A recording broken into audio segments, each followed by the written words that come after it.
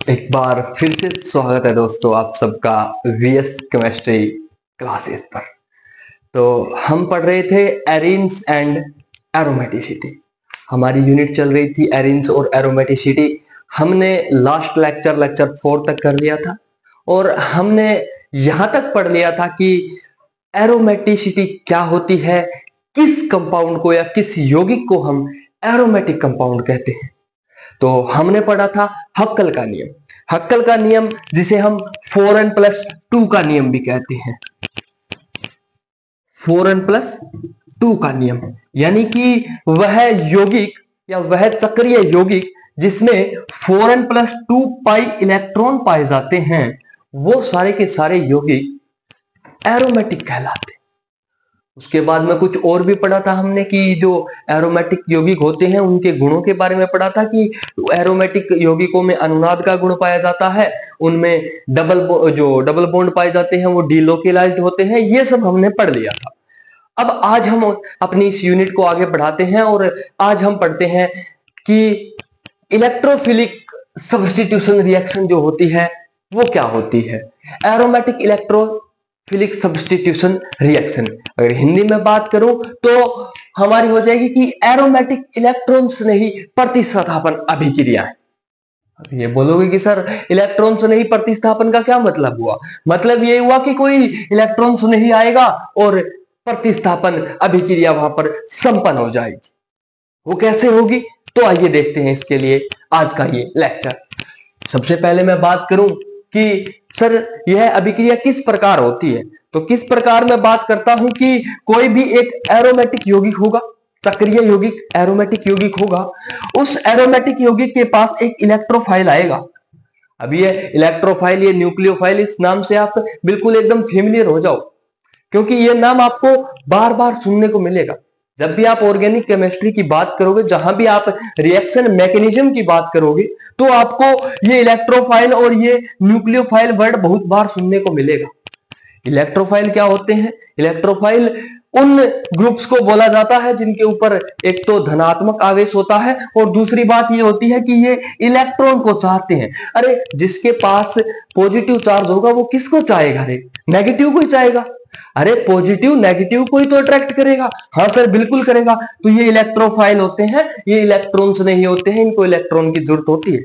जो भी यौगिक इसको इलेक्ट्रॉन प्रोवाइड करेगा ये उसके साथ जाके जुड़ जाएंगे। अच्छा ठीक है सर। तो फिर न्यूक्लियोफाइल, अरे न्यूक्लियोफाइल यानी कि नाभिक स्नेही, यानी कि इसके पास इलेक्ट्रॉन की प्रचुर मात्रा होती है। जहां भी इसको कोई नाभिक दिखाई देगा, अब बोलो सर ये नाभिक के पास क्यों जाता है? अरे क्यों? क्योंकि उसके पास प्रोटॉन होते हैं नाभिक के पास, और प्रोटॉन पे क्या चार्ज होता है सर? पॉजिटिव, धनात्मक आवेश होता है। हाँ तो ये सब तो आप जानते हो, मुझे पता है आप ये सब जानते हो, बीएससी के स्टूडेंट हो, आप इन चीजों से अनजान नहीं हो। तो आज हम पढ़ते हैं एरीन और एरोमेटिक यौगिक, जो अपनी यूनिट चल रही है उससे रिलेटेड अपनी आज है मैकेनिज्म स्टार्ट हो रही है अपनी इलेक्ट्रोफिलिक सब्स्टिट्यूशन रिएक्शन की। तो पहली बात मैं करूं कि सर किस प्रकार होगी, तो देखिए कि कोई भी एक, अब मैं बेंजीन ले लेता हूं। आप सबको पता है कि बेंजीन एक चक्रीय यौगिक है और एरोमेटिक यौगिक है। कोई भी इलेक्ट्रोफाइल आएगा, हाँ सर बिल्कुल आएगा। इस रिंग के ऊपर अटैक करेगा, हाँ सर बिल्कुल करेगा, क्यों नहीं करेगा। अटैक करके वो इस रिंग के साथ जुड़ जाएगा, हाँ सर जुड़ जाएगा। हमें क्या है सर? जुड़ जाएगा। जैसे ही जुड़ेगा H+ बाहर। अच्छा ठीक है सर, मतलब इलेक्ट्रोफिलिक सब्स्टिट्यूशन रिएक्शन हो गई सर। कोई इलेक्ट्रोफाइल आया, इस रिंग के ऊपर अटैक किया, इस वाले कार्बन से एक हाइड्रोजन जुड़ा हुआ था, उस हाइड्रोजन को बाहर निकाल दिया। हो गई सर? हाँ हो गई। कैसे हुई? वो पढ़ेंगे। उससे पहले एक चीज और बता देता हूं कि सर ये जो अभिक्रिया है इसका वेग क्या होगा। अब एक बात बताइए कि वेग मैंने यहां पे आपको लिख रखा है, देखिए क्या कि सर इसका वेग जो है वो ये सबस्ट्रैक्ट है भाई। सबस्ट्रैक्ट यानी कि अभिकारक, यानी इसका वेग जो है वो अभिकारक की सांद्रता और इलेक्ट्रोफाइल की सांद्रता पर निर्भर कर रहा है। अभिकारक की सांद्रता यानी कि जो अभिकारक हम ले रहे हैं उसकी सांद्रता प्लस में जो इलेक्ट्रोफाइल इसके ऊपर अटैक कर रहा है, उन दोनों की सांद्रता पे इसका वेग निर्भर करता। ठीक है सर, समझ में आ गया। अच्छा ये समझ में आ गया तो आपको ये भी समझ में आ गया होगा कि ये अभिक्रिया की कोटि क्या है। ऑर्डर ऑफ दिस रिएक्शन क्या होगा भाई, बताइए। अरे आपको जब ये समझ में आ गया कि सर इसका वेग जो है वो अभिकारक की सांद्रता और ये जो आप इलेक्ट्रोफाइल कर रहे हो ना, इसकी सांद्रता पर निर्भर करता है। हाँ सर बिल्कुल करता। अरे तो मुझे इसकी कोटि बता दीजिए, कोटि क्या होगी, ऑर्डर। अरे जब इसका वेग दो पदों की सांद्रता पर निर्भर कर रहा है तो इसकी कोटि क्या होगी, ये 2, ऑर्डर ऑफ दिस रिएक्शन 2। ये द्वितीय कोटि की अभिक्रिया, हाँ सर ठीक बिल्कुल। उसके अलावा ये द्विअणु का अभिक्रिया है क्योंकि इसमें अभिक्रिया में दो अणु भाग ले रहे हैं अभिकारक में। हाँ सर बिल्कुल समझ में आ गया। तो चलो ये सब समझ में आपको आ गया ना। अब मैं चलता हूं मैकेनिज्म पे। अब ये मैकेनिज्म क्या आ गया भाई, अरे मैकेनिज्म मतलब ये अभिक्रिया कैसे हुई, ये किस प्रकार से ये सब लोचा हो रहा है, लेकिन ये लोचा कैसे हो रहा है। ऐसे तो नहीं हुआ कि बेंजीन पड़ी थी, इलेक्ट्रोफाइल आया, बोले भैया जोड़ लो, बोले जुड़ जाओ, जुड़ गया, बोले हाइड्रोजन को निकाल दो, बोले निकाल देते। ऐसे तो नहीं हुई होगी, कोई तो इसने प्रोसेस फॉलो किया होगा। अरे एक बात बताइए, कोई भी आप काम करते हो, कोई भी काम करती हो, उसका एक प्रोसेस। मान लो आप चाय बना रहे हो, मान लो आप चाय बना रहे हो। अब चाय बनाने के लिए क्या करते हो आप कि सर हम सबसे पहले पानी लेते हैं, ठीक है बिल्कुल पानी लेते हैं, सभी लेते हैं। अच्छा उसके बाद सर, उसके बाद हम पानी लेके और चाय बना लेते। अरे ऐसे थोड़ी बनती है सर, आप हम पहले पानी लेंगे, उसके बाद गैस चूल्हे पे रखेंगे, चूल्हा ऑन करेंगे, चाय पत्ती डालेंगे, ये सब प्रोसेस, लास्ट में जाके दूध ऐड करते हैं। ये ऐसा ही होता होगा, यही प्रोसेस है। हाँ सर बिल्कुल, चाय बनाने का प्रोसेस क्यों सिखा रहे हो आप हमें, चाय तो बनानी आती है। अरे नहीं, मैं आपको चाय बनाना नहीं सिखा रहा हूँ, मैं आपको इसकी मैकेनिज्म सिखा रहा हूँ। यानी मैकेनिज्म का मतलब क्रिया विधि, यानी कोई भी क्रिया वो किस प्रकार से हो रही है। अच्छा सर सिखाइए। तो हर एक चीज का प्रोसेस होता है ना चाय बनाने का, वैसे इसका मैकेनिज्म है। ये इलेक्ट्रोफाइल किस प्रकार से जुड़ेगा। अच्छा तो चलिए, सबसे पहले मैं यहाँ पे, ये एक बेंजीन रिंग है। हाँ सर बिल्कुल, बेंजीन को कैसे भूल सकते हैं, अगर ऑर्गेनिक केमिस्ट्री पढ़ रहे हैं और बेंजीन को अगर हम नहीं जानेंगे तो किसको जानेंगे। हाँ बिल्कुल अच्छी बात है, ये बेंजीन है आपकी, ठीक है। अब ये बेंजीन, इसके ऊपर ये इलेक्ट्रोफाइल आया। अच्छा आ गया, फिर क्या हो गया सर, ये इलेक्ट्रोफाइल आके इस कार्बन को बोला कि सर मेरे को इलेक्ट्रॉन की जरूरत है। बोले अच्छा इलेक्ट्रॉन की जरूरत है। अब यहाँ पे क्या है, अरे यहाँ पे कार्बन है, इधर डबल बॉन्ड है, इधर सिंगल बॉन्ड है, तो एक इसकी संयोजकता किससे पूरी हो रखी है, हाइड्रोजन की। यही होता है, अरे बेंजीन में यही तो होता है, यहाँ पे एक हाइड्रोजन होता है। ये बोलेगा कि इलेक्ट्रोफाइल भैया हमने तो इलेक्ट्रॉन हाइड्रोजन को दे रखा है।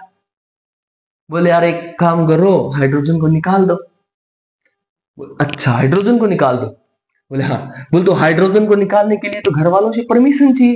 बोले घर वाले कौन है, बोले रिंग से बात करता हूं। बोला मेरी रिंग से बात करता हूं, कैसे बात बनती है फिर बताता हूं। बोले ठीक है।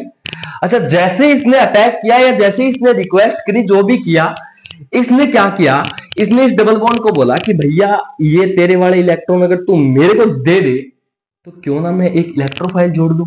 बोले चल कोई बात नहीं है। ये जो स्टेप होता है आपका, ये मंद गति से होता है, ये बिल्कुल स्लो प्रोसेस होती है, बिल्कुल ही स्लो प्रोसेस। कैसे हुई, अच्छा जैसे ये डबल बॉन्ड के इलेक्ट्रॉन घूम के यहां गए तो यहां पे आ गया नेगेटिव चार्ज और यहां पे आ जाएगा पॉजिटिव चार्ज। क्यों आएगा सर पॉजिटिव, अरे किसी के पास में से इलेक्ट्रॉन निकल गए तो उसके पास क्या बचेगा, धनात्मक आवेश ही तो बचेगा। अरे नेगेटिव कम हो गया, इसका मतलब पॉजिटिव बढ़ गया। किसी के पास 1 रुपया था, उसमें से 1 रुपया चला गया तो उसके पास -1, सीधी सी बात। अब इसके पास में से -1 चला गया तो उसके पास +1, बेसिक सी बात है, इस पे पॉजिटिव चार्ज। अच्छा ठीक है सर, इस पे जैसे ही पॉजिटिव आया, ये इस वाले कार्बन को बोला कि यार भाई गरीब कर दिया। बोले तेरी गरीबी अब दूर कर देती है। बोले कैसे करोगे, बोले ये वाले डबल बॉन्ड के इलेक्ट्रॉन तेरे को दे देता हूं। अच्छा यहाँ पे डबल बॉन्ड आ गया, फिर बोले तेरे को तो दे दिया, आगे वाला गरीब। अच्छा आगे वाले की गरीबी कौन दूर करे, उससे आगे वाला करे, क्योंकि एक ही परिवार के सदस्य हैं। परिवार के सदस्य हैं तो कर्ज मेटना तो इनकी जिम्मेवारी है ना। तो जैसे ही ये बॉन्ड यहाँ पे शिफ्ट हुआ तो यहाँ से पॉजिटिव चार्ज गायब। अच्छा पॉजिटिव चार्ज यहां से तो गायब हो गया लेकिन ऊपर वाले कार्बन पे आ गया। यानी कहने का मतलब ये है कि पूरे घर की जो गरीबी थी, वो जो कर्जा था, वो पूरे घर के सदस्य मिल बांट के उतार रहे हैं, लेकिन वो घूमता तो जा रहा है पूरे परिवार में। यानी इस रिंग में ये पॉजिटिव चार्ज घूम रहा है। तो इस प्रकार की ये एक स्टेज नहीं आ जाएगी क्या? इस प्रकार का एक मध्यवर्ती नहीं बन जाएगा क्या? इस प्रकार का एक इंटरमीडिएट नहीं बन जाएगा क्या? अरे हाँ सर, बिल्कुल बन जाएगा। हाँ तो बिल्कुल बन जाएगा। तो इस इंटरमीडिएट स्टेट में क्या हो रहा है कि ना तो ये हाइड्रोजन, ओ ये बॉन्ड परमानेंट नहीं होंगे भाई, ये गलती कैसे, देखो ना तो ये हाइड्रोजन इस कार्बन से हटा और ना ही ये इलेक्ट्रोफाइल इससे पूर्ण रूप से जुड़ा। जुड़े भी हैं, हटे भी नहीं है। इसका मतलब क्या है सर? आप तो दोनों बात कर रहे हो, दोनों हाथों में लड्डू रख रहे हो। अरे बिल्कुल लड्डू रखेंगे। क्यों? क्योंकि ये एक मध्यवर्ती स्टेट है। इसको वहीलैंड मध्यवर्ती कहते हैं। क्या कहते हैं? वहीलैंड मध्यवर्ती। इसका एक स्पेसिफिक नाम भी है भैया। क्या है? वहीलैंड मध्यवर्ती, वहीलैंड इंटरमीडिएट। अच्छा, ये एक ऐसी स्टेज है जहां पे ना तो ये हाइड्रोजन, ओ यहां पे भी गड़बड़ कर रखी है, ठीक है कोई बात नहीं, सही कर देते हैं। यानी ना तो ये हाइड्रोजन बॉन्ड यहां से टूटा है, हाइड्रोजन और कार्बन का, और ना ही ये इलेक्ट्रोफाइल और कार्बन का बॉन्ड जुड़ा है। अब यहां पर जो प्रोसेस होगी वो फास्ट होगी। कैसे फास्ट? फटाफट होगी। ये बोलेगा अरे कितना माथा पचा कर रखा है यार कार्बन तूने, क्यों इस हाइड्रोजन के साथ इतना, छोड़ इसको, निकाल, अपने बॉन्ड बना लेते हैं यार परमानेंट। ये हाइड्रोजन निकल जाएगा। अब हाइड्रोजन निकलेगा तो कैसे निकलेगा? इलेक्ट्रॉन दे के निकलेगा, गरीब होके निकलेगा। तो H+ बाहर आ गया, ये इलेक्ट्रोफाइल इसके साथ जुड़ गया। अब जो रिंग में पॉजिटिव चार्ज घूम रहा था वो स्थायी हो गया। वो कैसे हो गया? क्योंकि इस हाइड्रोजन से इसने इलेक्ट्रॉन लिए। अब जैसे ही इस हाइड्रोजन से इसने इलेक्ट्रॉन लिए तो यहाँ पे जो माइनस चार्ज था वो वापिस इस रिंग में चला गया, और ये जो हाइड्रोजन से इलेक्ट्रॉन लिए वो इस बॉन्ड में आ गए, इस इलेक्ट्रोफाइल को दे दिए। अब इलेक्ट्रोफाइल को देगा तो हाइड्रोजन तो निकलेगा, हाइड्रोजन निकल जाता, H+ आयन निकल जाता, इलेक्ट्रोफाइल जुड़ जाता। इसको कहते हैं एरोमेटिक इलेक्ट्रॉन स्नेही प्रतिस्थापन अभिक्रिया। 2 स्टेप में होती है। फर्स्ट स्टेप होता है वो स्लो स्टेप होता है, मंद गति से होता है, वेग निर्धारक होता है। मतलब सर वेग निर्धारक यानी कहने का मतलब ये है कि ये पद जो है ना, ये यहां से ये प्रोसेस, ये वाली प्रोसेस इस अभिक्रिया का वेग है ना वो निर्धारित करती है। उसके बाद में जो ये स्टेप हो रहा है ना, ये बिल्कुल फटाफट है, सेकंडों का टाइम है रे, सेकंडों में, मिली सेकंड में हो जाती है ये प्रक्रिया। तो ये वेग निर्धारक पद नहीं है। वेग निर्धारक पद ये पहले वाला जो मंद गति से हो रहा, ये वेग निर्धारक पद है। मैन बातें क्या थी? इलेक्ट्रोफाइल अटैक करता है, मध्यवर्ती स्टेट आती है जिसको वहीलैंड मध्यवर्ती बोलते हैं, ये बनता है। जैसे ये बनता है फटाफट क्या होता है? हाइड्रोजन निकल जाता है H+ के रूप में, ये बॉन्ड परमानेंट हो जाता है। परमानेंट होते ही रिंग में जो पॉजिटिव चार्ज घूम रहा था वो पॉजिटिव चार्ज भी स्थायी हो जाता है, उस पॉजिटिव चार्ज को इलेक्ट्रॉन मिल जाता है और हमारे पास ये प्रोडक्ट मिल जाता है। ऐसे अभिक्रियाओं के एग्जाम्पल, अगर एग्जाम्पल की बात करूं तो बहुत एग्जाम्पल है। नाइट्रीकरण, नाइट्रीकरण। अच्छा नाइट्रीकरण मतलब सर, अरे जब भी किसी बेंजीन रिंग के साथ नाइट्रीकरण यानी कि NO2 ग्रुप को जोड़ा जाएगा तो उस अभिक्रिया को नाइट्रीकरण कहेंगे। सल्फोनीकरण यानी HSO3 ग्रुप जोड़ दिए हम। हेलोजनीकरण यानी कोई फ्लोरीन, क्लोरीन, ब्रोमीन और आयोडीन में से जोड़ देंगे रिंग के साथ। तो ये सब अभिक्रियाएं इसका एग्जाम्पल है। किसका? इलेक्ट्रोफिलिक सब्स्टिट्यूशन रिएक्शन का। चलो वो एग्जाम्पल भी देख लेते हैं अपने। नाइट्रीकरण कैसे करेंगे, हेलोजनीकरण कैसे करेंगे, सल्फोनीकरण कैसे करेंगे, मर्क्यूरीकरण कैसे करेंगे, ये सब पढ़ लेते हैं। तो देखिए, हाँ तो देखिए क्या बता रहा था मैं आपको ये बता रहा था कि जो इलेक्ट्रॉन स्नेही प्रतिस्थापन अभिक्रियाएं जो होती है उन अभिक्रियाओं के एग्जाम्पल की बात कर रहा था, है ना। मैकेनिज्म हमने पढ़ ली थी, मैकेनिज्म पढ़ लिए तो उसके कुछ एग्जाम्पल भी पढ़ने जरूरी है। तो एग्जाम्पल में मैंने आपके सामने 3-4 नाम लिए थे, जैसे कि नाइट्रीकरण, सल्फोनीकरण, हेलोजनीकरण, मर्क्यूरीकरण, ये सब पढ़ाया था। इसके बाद में कुछ और भी होंगे, जैसे कि फ्रीडेल क्राफ्ट अभिक्रिया, जब अपने फ्रीडेल क्राफ्ट अभिक्रिया पढ़ेंगे तो उसकी पूरी मैकेनिज्म पढ़ेंगे, उसको अच्छे से पढ़ेंगे, क्योंकि जो नेम रिएक्शन है वो बहुत इंपॉर्टेंट है, वो डायरेक्ट एग्जाम में पुट अप होती है कि फ्रीडेल क्राफ्ट अभिक्रिया क्या है समझाइए, है ना। तो उसको हम अलग से पढ़ेंगे, उसकी मैकेनिज्म भी हम प्रॉपर तरीके से पढ़ेंगे। अब मैं इसके कुछ एग्जांपल बता देता हूं आपको इलेक्ट्रॉन्स नहीं प्रतिस्थापन अभिक्रिया के। आपने अभी थोड़ी देर पहले ही पढ़ा था कि सर ये ऐसी अभिक्रियाएं होती है जिसमें दो पदों में संपन्न होती है, एक वेग निर्धारक पद होता है और एक जो फास्ट स्टेप होता है, एक स्लो स्टेप होता है, एक फास्ट स्टेप होता है। जो स्लो स्टेप होता है वो वेग निर्धारक पद कहलाता है। तो वहीं अब अपने बात करें तो सबसे पहले मैं HNO3 और H2SO4 के साथ अगर इसकी अभिक्रिया करवाता हूं तो यहां से क्या है कि इन दोनों की रिएक्शन से एक NO2 पॉजिटिव इलेक्ट्रोफाइल जनरेट होगा, उत्पन्न होगा एक, और ये अटैक करेगा इस रिंग पे। जैसे ही ये अटैक करेगा यहां से H+ निकल जाएगा और ये अटैक करके क्या बना लेगा, ये बना लेगा नाइट्रोबेंजीन। इस अभिक्रिया को कहते हैं नाइट्रीकरण। नाइट्रीकरण, इस प्रक्रिया को क्या कहते हैं, नाइट्रीकरण। इसका नाम है नाइट्रोबेंजीन। अब यहाँ पे बाई प्रोडक्ट क्या पड़ रहा है वो आपको मतलब नहीं है, वो आप अपने आप सीख जाओगे, क्योंकि H+ निकला है, साथ में कोई भी जो भी यहाँ से नेगेटिव आयन निकलेगा उसके साथ हाइड्रोजन जुड़ जाएगा, सीधी सी बात है। जैसे कि यहाँ की बात करूं तो जैसे H+ निकलेगा वो Cl2 के साथ रिएक्शन करके HCl बना रहा है ना। जैसे इस वाले अभिक्रिया हैलोजनीकरण की बात करूं, Cl2 Fe चूर्ण, इनकी जब रिएक्शन जैसे ही करवाते हैं तो यहां से आएगा एक तो Cl पॉजिटिव और एक Cl नेगेटिव। अब ये Cl पॉजिटिव इलेक्ट्रोफाइल है, ये अटैक करेगा इस रिंग पे। अच्छा ठीक है सर, तो H+ निकलेगा। अब ये H+ कहां जाएगा बेचारा गरीब, इसे अमीर के पास। अब सर यहाँ पे गरीबी अमीरी की क्या बात है, सर यहाँ पे क्या पैसों की जरूरत है, अरे पैसों की तो नहीं, इलेक्ट्रॉन की जरूरत है, इलेक्ट्रॉन की जरूरत है। अब ये बेचारा गरीब है, इसको इलेक्ट्रॉन चाहिए, कौन देगा, ये क्लोरीन इस पे एक्स्ट्रा पड़े हैं, ये Cl नेगेटिव, ये बोलेगा आजा आजा मेरे लाल, आजा आजा मेरे साथ आके बॉन्ड बना ले, आजा मेरे साथ आके बॉन्ड बना ले, इसमें बाई प्रोडक्ट अच्छे आ जाएगा। तो इसको कहते हैं हम हैलोजनीकरण। अब आप ये बोल दोगे कि सर हैलोजनीकरण में आपने तो सिर्फ क्लोरीन का बताया, फ्लोरीन नहीं करता क्या, ब्रोमीन नहीं करता, अरे सारे करते हैं। क्लोरीन का एग्जांपल ले लिया मैंने, यहाँ पे X लिख दो, यानी कि हैलोजन, सारे हैलोजन ऐसे ही जुड़ेंगे। ठीक है सर, समझ गए। अच्छा, फिर इसकी रिएक्शन जब मैं H2SO4 के साथ कराता हूं, सल्फ्यूरिक अम्ल के साथ, तो क्या होगा, होगा क्या, कुछ नहीं होगा, यहाँ पे सल्फोनीकरण हो जाएगा, HSO3 ग्रुप जुड़ जाएगा, बाई प्रोडक्ट बन जाएगा कुछ।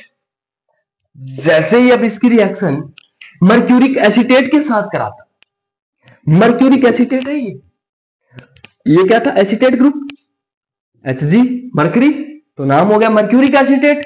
ये मर्क्यूरिक एसीटेट जैसे ही रिएक्ट करेगा तो क्या बनेगा सर, इलेक्ट्रोफाइल जुड़ जाएगा, H+ निकल जाएगा। तो यही तो हो रहा है, ये इलेक्ट्रोफाइल था, ये जुड़ गया, H+ निकल गया। ये इसके एग्जांपल हो गए, इजी इजी एग्जांपल। अब इसके बाद में हम पढ़ेंगे नेक्स्ट लेक्चर में फ्रीडेल क्राफ्ट अभिक्रिया। फ्रीडेल क्राफ्ट अभिक्रिया की अच्छे से हम जानकारी लेंगे, उसकी मैकेनिज्म पढ़ेंगे, एक एक पॉइंट पे हम ध्यान देंगे। जैसे ही हमारी फ्रीडेल क्राफ्ट अभिक्रिया समाप्त हो जाती है फिर हम एक इंटरेस्टिंग टॉपिक पे चलेंगे। वो क्या होगा वो उसके बाद आपको जानने को मिलेगा। क्या होता है प्लस आई, क्या होता है माइनस आई, क्या होता है प्लस एम, क्या होता है माइनस एम। तो बने रहिए वीएस केमिस्ट्री क्लासेस के साथ।